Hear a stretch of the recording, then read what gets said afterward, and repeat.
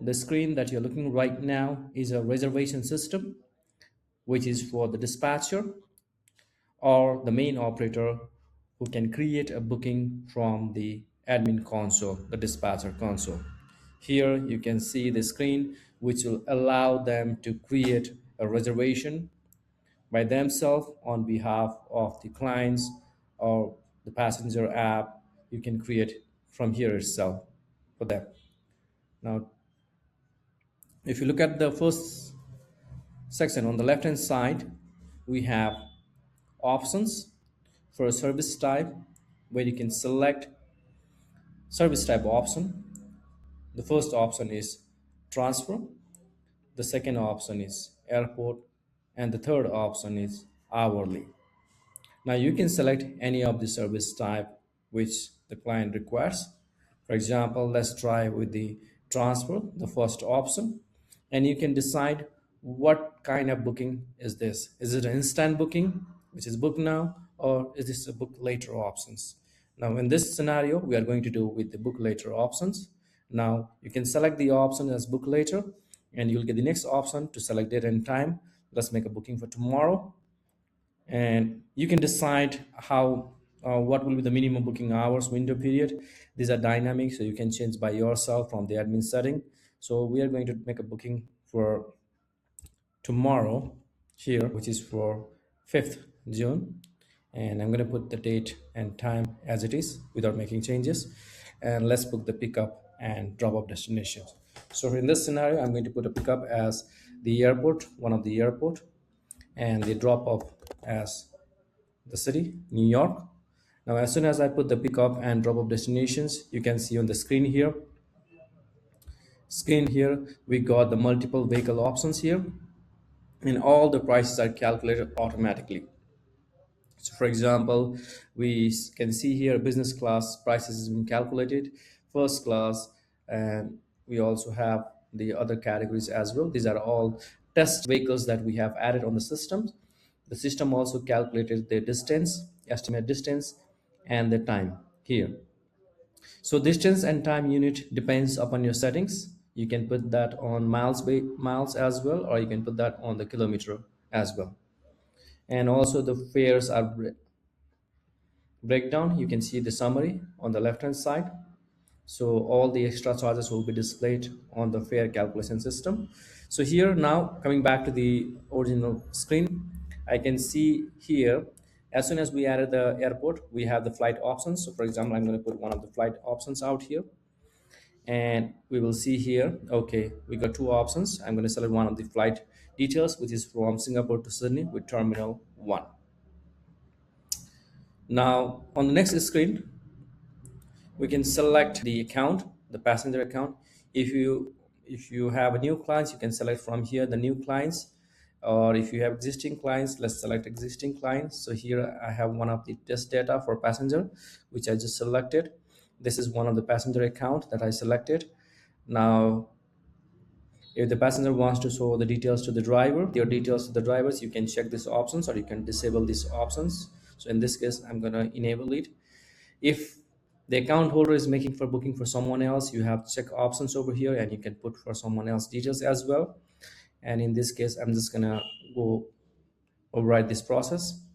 Now there's another option called booking source. Now you can define from where the booking came through. Is this the over the phone booking? You can say over the phone, or if this is from Uber, you can say it's Uber, or if this is from Black Lane, you can put it from Black Lane, or any booking provider, or if there is from any travel agency or agent or a network affiliate partner, you can put all of these ones by yourself.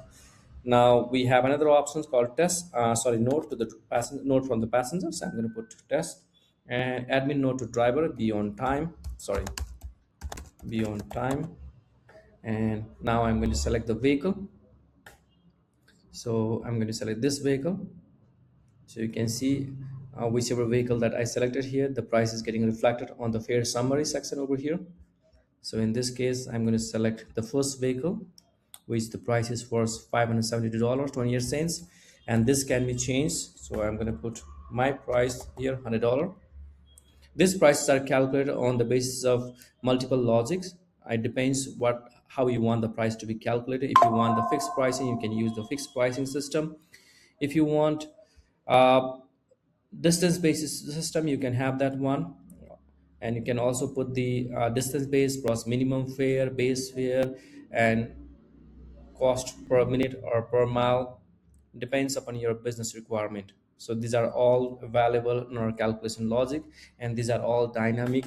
You can make the modification by yourself from our setting option, from this option, which I'll explain later on in this video. Now here we have the capacity. So these are all specified as per the vehicle capacity. So I'm going to leave as it is here. So, but if you want, you can put the number of booster seat, the number of the infant seat here, or you can also put the toddler seat over here. Now, as you keep on adding all these extras, all this will be available over here. For example, I'm going to put toddler seat one. Here you can see the toddler seat is already $10 added on the system here. Now similarly for the infant seat, $10 is added. If I remove the infant seat here, again the price will get removed from here. Now for the payment options, we have two kinds of payment option. One is for cash and the other one is for card. And as soon as you select the card, you can choose which card you want to process for this passenger whose credit card is already on the file. And just to be clear, we do not store any credit card information. We use a third-party merchant. We have two options, that is one for Stripe and the other for Square.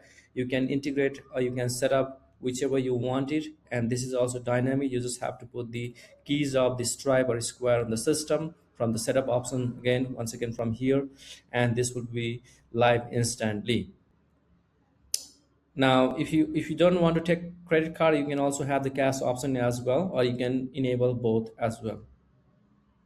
Now I'm going to choose here from one of the cash options and select this one. So I selected the card op here.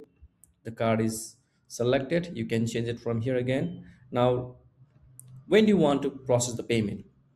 Whether you want to process it right now while creating a booking, or you want to do it 24 hours before the pickup time, or do you want to do it at the end the trip, or you want to do it manually whenever you want, you want to do it later on, you can decide it. So in this case, I'm going to put this as instant payment here, if you want to do it instantly, or you can do 24 hours as well. Like I said, these are also set up by you, and in our case at the moment we have default as end of trip, system default, which you can set it up default settings from setup here, or I'll do this one for right now. And once you're done with this one, now you're ready to create a booking. So I'm going to hit create reservation. Now the booking has been created, and this is a scheduled booking. Now for scheduled booking, the system has verified the available driver. We have available driver for tier 1 and for tier 2, and the system will dispatch the job automatically, because this the demo that we are showing right now is set as automatic dispatch. So here the dispatch will be done at this given time automatically to the tier 1 and next to the tier 2 here. So that's it. And now this is how the booking will be created from the admin. This is how the booking is created from the admin. Now if you want to implement the same booking tool, you can integrate this one on your website as well. If you already have an existing website, you just need to go to the booking widget. So here is your booking iframe code, this one you can just copy. So just to remind you once again, to get this code, you just need to go to the booking widget from the main menu, and then you'll get three options how you want to use the booking tool. The first one is embedded code, which you can copy this code and put it on your existing website. You can also see how it looks. Let's try here once again here, the same booking. See here. So this is how the booking tool will appear on your website. You can adjust the height, width, everything from this one as well, or you can directly on the code. And if you want to do with the URL basis, with your own URL as well, you can do by defining all these URLs. For this, you just need to copy this code and put it on your existing website. And for the marketing purpose, to make your user more convenient, we have generated the QR code for each of your booking tool. So this one is for your booking widget, which you can put it on your email signature, your flyers, your vehicles, wherever you want this one. So they can simply copy this one, sorry, scan this QR code, and they'll get a booking widget similar to the one that you see here directly. They don't need to log into the website. They'll just get this code directly. And for the app as well, we have QR code. They can just scan the code and download the app for iOS and Android.